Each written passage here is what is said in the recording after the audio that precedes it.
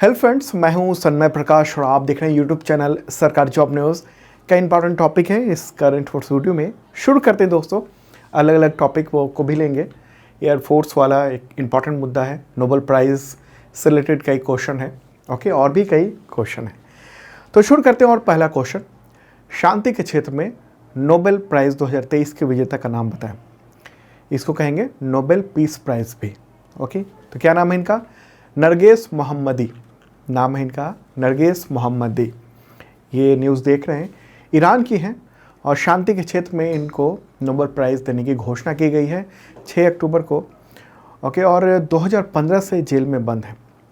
Iran सरकार के खिलाफ प्रोपेगेंडा फैलाने के आरोप में इनको गिरफ्तार किया गया था और ईरान की सरकार उनको 13 बार गिरफ्तार कर चुकी है और 5 बार दोषी ठहरा चुकी है।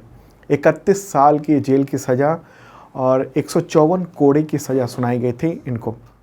आगे बढ़ते हैं, अगला क्वेश्चन लेते हैं और इस पर बात करते हैं कि आखिर क्यों मिला उनको। तो क्वेश्चन ये होगा, शांति के क्षेत्र में किस उपलब्धि के लिए सामाजिक कार्यकर्ता नरगेस मोहम्मदी को नोबेल प्राइज़ 2023 के लिए चुना गया? आंसर है इसका, ईरान में महिलाओं के उत्पीड़न के खिलाफ उनकी लड़ाई और सभी के लिए मानवाधिकार और स्वतंत्रता को बढ़ावा देने के लिए उनके अभियान पे, ओके।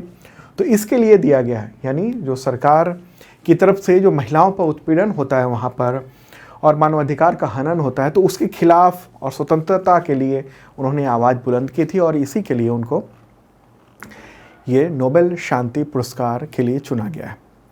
इनका जन्म हुआ था नरगेस मोहम्मदी का 21 अप्रैल 1972 को। मानवाधिकार कार्यकर्ता हैं, सोशल वर्कर भी हैं, ओके। और एक ऑर्गेनाइजेशन है defenders of human rights centre, तो उसकी वो उपाध्यक्ष हैं, ठीक है। और ये ऑर्गेनाइजेशन ईरानी मानवाधिकार संगठन है, ह्यूमन राइट ऑर्गेनाइजेशन है, ठीक है। इनको नोबेल प्राइज़ शांति का देने की बात हुई है। तो एक बार ईरान देख लेते हैं कहाँ पर है। ये रहा ईरान, आप देख रहे हैं, ठीक है। और यहाँ क्लियर कर दूँ, शांति का नोबेल प्राइज़ जो है ना वो नॉर्वे में प्रदान किया जाता है। बाकी अदर कैटेगरी के जितने नोबेल प्राइज़ हैं वो सब स्वीडन की राजधानी स्टॉकहोम में दिए जाते हैं, ठीक है। तो ये जो तमाम पुरस्कार है वो वैज्ञानिक और इनोवेटर अल्फ्रेड नोबेल, उनके नाम पर जो उन्होंने जो वसीयत बनाई थी उसी के आधार पर दिए जाते हैं, डायनामाइट के आविष्कारक के नाम पर, ठीक है। 6 क्षेत्रों में दिए जाते हैं, फिजियोलॉजी या medicine, physics, chemistry, literature, peace और इकोनॉमिक्स। अगला क्वेश्चन लेते हैं, साहित्य के क्षेत्र में नोबेल प्राइज़ 2023 के विजेता का नाम बताएं। नाम क्या है इनका? John Fosse. क्या नाम है? John Fosse. तो ये अनाउंसमेंट हुआ है और कहाँ के रहने वाले हैं वो? नॉर्वे के रहने वाले हैं। और क्यों मिला उनको? देखिए, उपन्यास की उन्होंने एक खास शैली बनाई, उसको कहते हैं फॉसे मिनिमलिज्म। तो उस नाम से उनको जाना जाता है इस शैली के लिए। और एग्जैक्ट किस बात के लिए मिला अवार्ड? तो उनके अभिनव नाटकों और गद्य के लिए जो अनकही को आवाज़ देते हैं। ये अंग्रेजी में कहेंगे for his innovative plays and prose which gives voice to unsayable, ठीक है। तो एक इम्पॉर्टेंट बात है ये, इनका जन्म हुआ था 1959 में नॉर्वे में, ओके। नॉर्वेजियन लेखक, अनुवादक और नाटककार हैं वो। आगे बढ़ते हैं, अगला क्वेश्चन, इकोनॉमिक्स के क्षेत्र में नोबेल प्राइज़ 2023 के विजेता का नाम बताएं। आंसर का क्लाउडिया गोल्डन, ठीक है। क्या नाम है? Claudia golden. और ये घोषणा 9 अक्टूबर को ही है। Royal Swedish academy of sciences ने इसके बारे में अनाउंसमेंट किया है, न्यूज़ भी आप देख रहे हैं, ठीक है। तो किस काम के लिए इनको मिला है? ये रहा फोटोग्राफ इनका। तो महिलाओं के श्रम बाजार के परिणामों के बारे में हमारी समझ को उन्नत करने के लिए, यानी महिलाएं जो काम करती हैं, श्रम करती हैं, तो उसकी इकोनॉमिक्स क्या है, उसके बारे में समझ को बेहतर किया उन्होंने और इसके लिए इनको अवार्ड मिला है, ठीक है। क्या नाम है इनका? Claudia golden. उनका जन्म हुआ था न्यूयॉर्क शहर में, अमेरिका में 1946 को। अमेरिकी आर्थिक इतिहासकार, श्रम अर्थशास्त्री हैं और अभी वो हार्वर्ड यूनिवर्सिटी में इकोनॉमिक्स की प्रोफेसर है, ओके। तो एक इम्पॉर्टेंट ये अवार्ड, ये जो इकोनॉमिक्स का है वो आपने जाना, ठीक है। अगर सवाल हो कि इकोनॉमिक्स में भारत के किस व्यक्ति को नोबेल प्राइज़ मिल चुका है, तो आप ये बताइए कमेंट बॉक्स में, कल मैं बताऊंगा। ठीक है, कितने लोग बता पाते हैं। इकोनॉमिक्स में भारत में किसको नोबेल प्राइज़ मिल चुका है, नाम आपको बताना है कमेंट बॉक्स में। चलिए आगे बढ़ते हैं, अगला क्वेश्चन लेते हैं और अब बात करेंगे एशियन गेम्स की। ओके, तो क्वेश्चन होगा 19वें एशियन गेम्स में किन भारतीय खिलाड़ियों ने पुरुष युगल बैडमिंटन में गोल्ड मेडल जीता है। आंसर होगा सात्विक साईराज रंकीरेड्डी और चिराग शेट्टी। तो 2 खिलाड़ी हैं, उन्होंने गोल्ड मेडल जीता है बैडमिंटन में। ओके, दक्षिण कोरिया की टीम को हराया और गोल्ड मेडल इन्होंने जीता है। आगे बढ़ते हैं, अगला क्वेश्चन, राष्ट्रीय डाक दिवस कब मनाया जाता है। आंसर होगा इसका डाक दिवस का 10 अक्टूबर। हर साल 10 अक्टूबर को मनाया जाता है और विश्व डाक दिवस जो होता है उसी का विस्तार होता है। ओके, और 9 अक्टूबर से 13 अक्टूबर तक हर साल भारत में राष्ट्रीय डाक सप्ताह भी मनाया जाता है। 150 से ज़्यादा वक्त हो चुके हैं और डाक विभाग काम कर रहा है। भारत में डाक यानी पोस्ट की जो शुरुआत की गई थी वो लॉर्ड डलहौजी के द्वारा की गई थी। 1854 में इंडिया पोस्ट की नींव रखी गई थी। आगे बढ़ते हैं, अगला क्वेश्चन, विश्व मानसिक स्वास्थ्य दिवस कब मनाया जाता है। आंसर होगा 10 अक्टूबर को। यहाँ पर बात हो रही है विश्व मानसिक स्वास्थ्य दिवस की। ओके, तो 2023 की थीम क्या है, मानसिक स्वास्थ्य एक सार्वभौमिक मानव अधिकार है। ठीक है, ये है, अंग्रेजी में कहेंगे mental health is universal human rights. ठीक है, बहुत ही इंपॉर्टेंट है मानसिक स्वास्थ्य और वर्ल्ड हेल्थ ऑर्गेनाइजेशन यानी WHO ने इसको घोषित किया हुआ है। WHO के अनुसार वैश्विक स्तर पर हर 8 में से 1 व्यक्ति मानसिक स्वास्थ्य की समस्याओं से जूझ रहा है और चिंता की बात यह है कि किशोर और युवा लोग जो है ना उनमें ये स्थितियाँ बढ़ रही हैं। यूनिसेफ की एक रिपोर्ट है, उसके अनुसार 15 से 24 वर्ष की आयु वाले 7 में से 1 भारतीय खुद को उदास महसूस करते हैं। तो इसलिए मानसिक स्वास्थ्य बहुत ज़रूरी है, उस पर बातचीत होना और उस पर काम करना। अगला क्वेश्चन लेते हैं, उससे पहले बताऊं कि जो भी आप देख रहे हैं ना उसका PDF अवेलेबल है इस वीडियो का फ्री में, इस वीडियो के डिस्क्रिप्शन में चेक कर लेना। और अगर आप एग्जामिनेशन की तैयारी करते हैं और करंट अफेयर्स की, तो आपको बहुत ज़रूरी है ये मेंबरशिप प्लान। इसके ज़रिए आपको मिलेगा PDF अगले 365 दिनों तक, वीकली, मंथली, क्वार्टरली, ईयरली, वो भी कई तरीके के होते हैं। PDF, one liner, MCQ with notes और डेली, वीकली, मंथली, ये सब मॉक टेस्ट होता है करंट अफेयर्स का। सरकार जॉब न्यूज़ का ऐप है उसके ज़रिए, और ये मेंबरशिप प्लान है, बहुत मामूली सा इसका प्राइस रखा गया है और इसी के ज़रिए इतने तरह के एग्जामिनेशन के टेस्ट सीरीज़, मॉक टेस्ट, ये सब कुछ आप दे सकते हैं। देखिएगा ज़रूर इस वीडियो के डिस्क्रिप्शन में। आगे बढ़ते हैं, अगला क्वेश्चन, भारतीय विदेश सेवा यानी इंडियन फॉरेन सर्विस दिवस कब मनाया जाता है। आंसर होगा 9 अक्टूबर को। ठीक है, इस दिवस को 2011 से मनाया जा रहा है।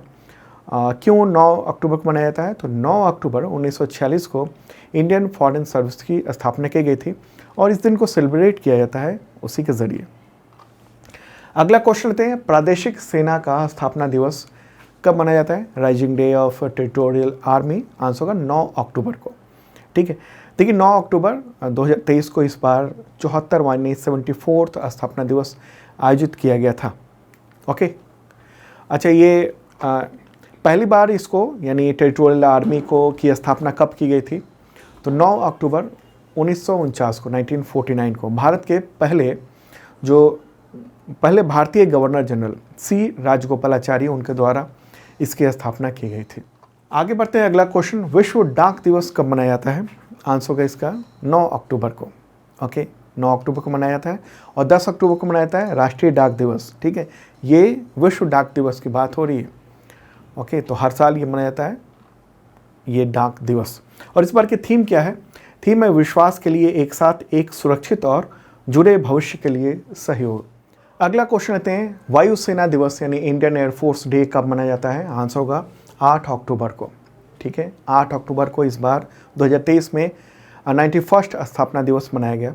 8 अक्टूबर को क्यों मनाया जाता है, दरअसल 8 अक्टूबर 1932 को वायुसेना की स्थापना की गई थी। उस दौरान इसका नाम रॉयल इंडियन एयरफोर्स था यानी RIAF। आज़ादी के बाद इससे रॉयल हटा दिया गया था। इसका आदर्श वाक्य क्या है, नभः स्पर्शन दीप्तम। ठीक है, गर्व के साथ आकाश को छूना, और ये गीता के 11वें अध्याय से लिया गया है। ओके, अच्छा, अभी इंडियन एयरफोर्स के चीफ कौन है, VR चौधरी। अगला क्वेश्चन महत्वपूर्ण है, इंडियन एयरफोर्स के झंडे में 72 साल बाद बदलाव किया गया, तो इसके मतलब इस झंडे में नया क्या है? आंसर को उपरोक्त सभी क्या क्या? अशोक स्तंभ, हिमालयन ईगल और आदर्श वाक्य, तो इन सबको शामिल किया गया है। आपको मैं अंतर दिखा दूँ, ये है पुराना झंडा और ये नया झंडा है, ठीक है।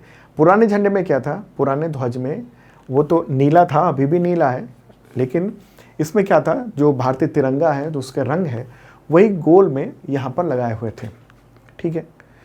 अब जो चेंज किया गया है उसमें ये अब ये किया गया, इसमें अशोक स्तंभ, ठीक है, आदर्श वाक्य, नभः स्पर्शं दीप्तम और हिमालयन ईगल उसको भी यहाँ पर रखा गया है। तो ये अब नया झंडा हो गया, ठीक है।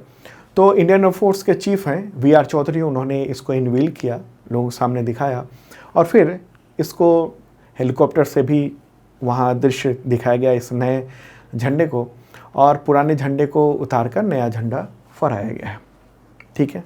अच्छा, पुराना वाला जो झंडा था ना उसको 1951 में अपनाया गया था और अब 2023 में नया झंडा अपनाया गया है।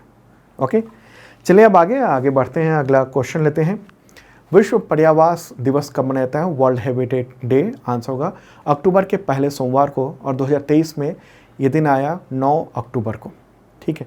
और इस बार की थीम क्या है? लचीली शहरी अर्थव्यवस्थाएं, यानी रेजिलेंट अर्बन इकोनॉमिक्स, ठीक है।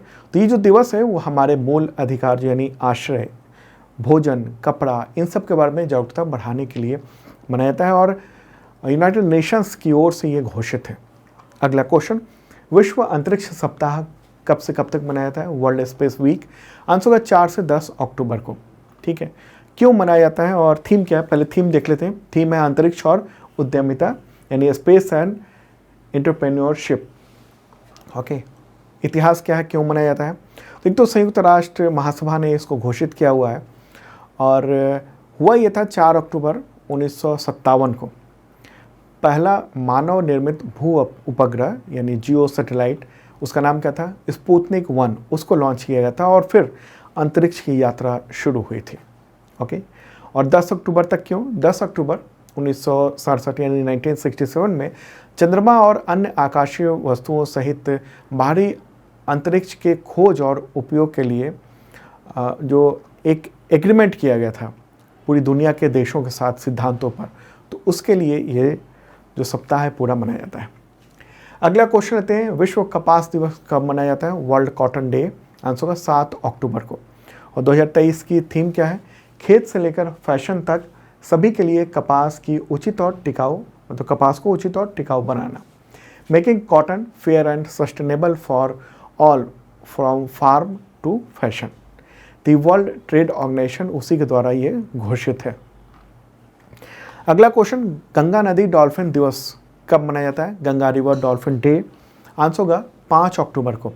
भारत में गंगा नदी में डॉल्फिन जो है ना उसके संरक्षण के लिए जागरूकता बढ़े और इसी के लिए ये 5 अक्टूबर को दिवस मनाया जाता है।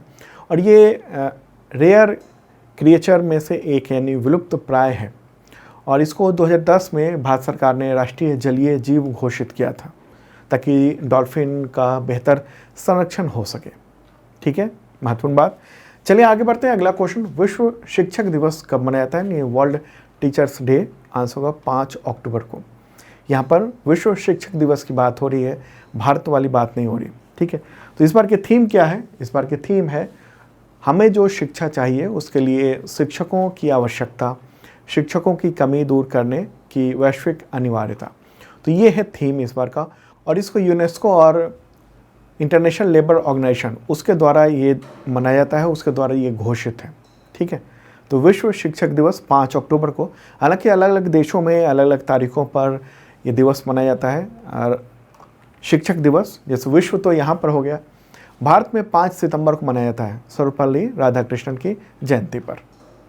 आगे बढ़ते हैं, अगला क्वेश्चन लेते हैं, विश्व कृषि पशु दिवस कब मनाया जाता है? World day for farmed animals. Answer का 2 अक्टूबर को ये मनाया जाता है, ठीक है। तो ये था इंपॉर्टेंट करंट अफेयर्स और कल फिर मिलेंगे ताज़ा तरीन कंटेंट के साथ। Okay, bye.